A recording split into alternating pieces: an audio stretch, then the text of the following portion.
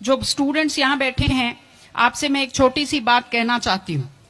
आपने एपीजे अब्दुल कलाम साहब का नाम सुना है ना सबने?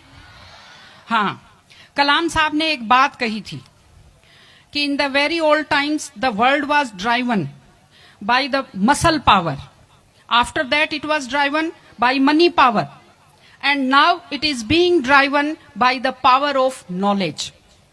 यानी पहले शरीर की ताकत से दुनिया चलती थी, उसके बाद कुछ दिन पैसे से दुनिया चली, और अब दुनिया कैसे चलती है? ज्ञान की ताकत से चलती है। आज अमेरिका और रूस, फ्रांस क्यों हमसे आगे हैं? उनकी जनसंख्या भी कम है, शायद वो मेहनती भी हमसे कम है, लेकिन वो हमसे क्यों आगे हैं? क्योंकि उनके यहाँ शिक्षा का जो प्रसार था वो हमसे ज्यादा हुआ, वो हमसे ज्यादा एजुकेटेड हैं। हम लोग प्राचीन काल में हमारे यहाँ बहुत अच्छी यूनिवर्सिटीज थी, नालंदा यूनिवर्सिटी थी, तक्षशिला यूनिवर्सिटी थी, लेकिन जब मध्यकाल आया तो हमने अंधविश्वासों पर ज्यादा ध्यान दिया, और जो नॉलेज था साइंस का उस पर हमने कम ध्यान दिया, इसलिए हम विश्व में पिछड़ गए।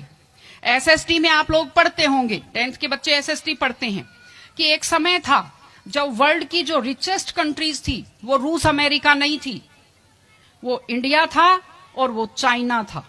चीन और भारत विश्व के सबसे धनी देश थे, लेकिन हमने एजुकेशन पर ध्यान देना छोड़ा। उसका नतीजा ये निकला कि हम लोग गरीब हो गए, हम लोग पिछड़ गए, हम लोग कमजोर हो गए। इसलिए अगर आपको खुद को ताकतवर होना है और इस देश को ताकतवर बनाना है तो आप लोग शिक्षा पर ज्यादा से ज्यादा ध्यान दीजिए।